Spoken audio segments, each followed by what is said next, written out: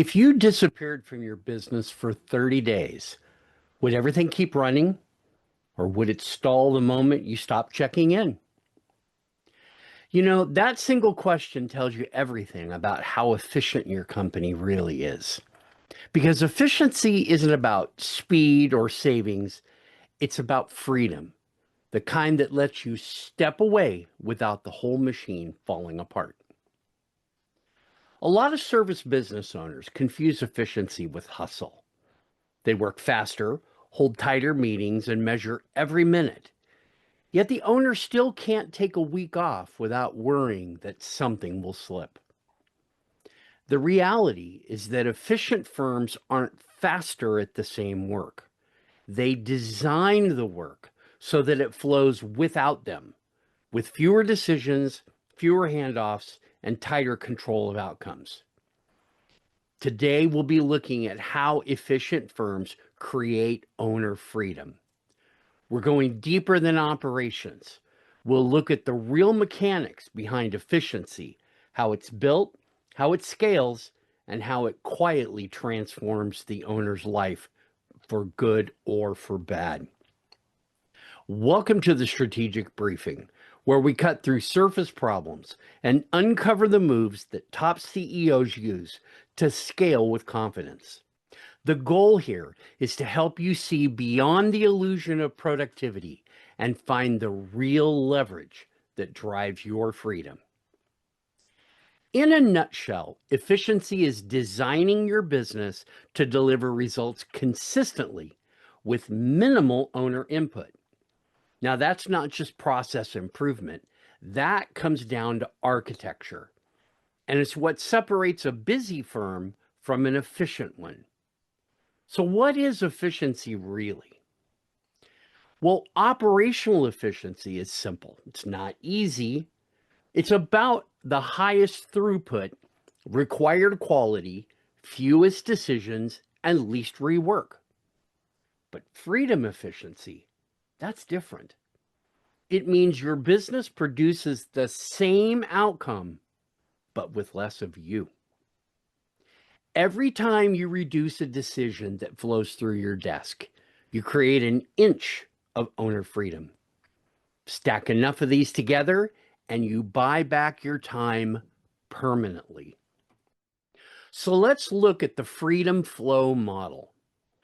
Think of freedom like an equation. Freedom flow equals flow design times decision transfer times variance control. Flow design is how your work moves.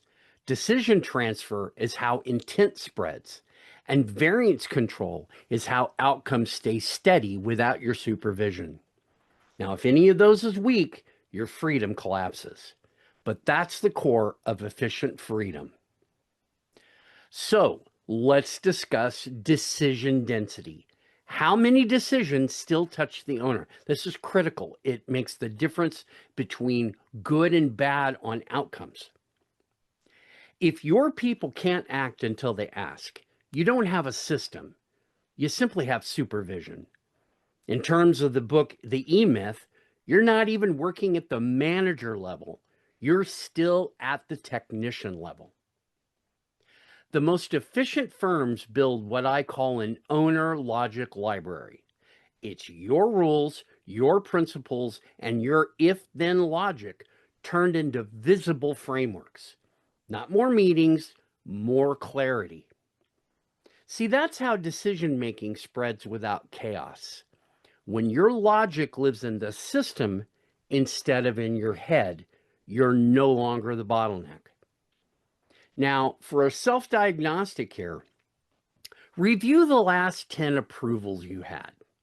If 8 of them could have been handled with a rule or a guideline, that's where your freedom is leaking.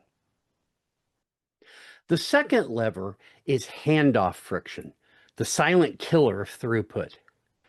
Every time work changes hands, you risk delay, rework, or confusion. Most owners see inefficiency as people problems, but in reality, it's often structural problems. Efficient firms compress handoffs into single owner stages. Each stage has one accountable person, clear input and output, and a definition of done. That one thing can reduce your rework by 20 to 30%. You don't need more people, you need fewer interruptions.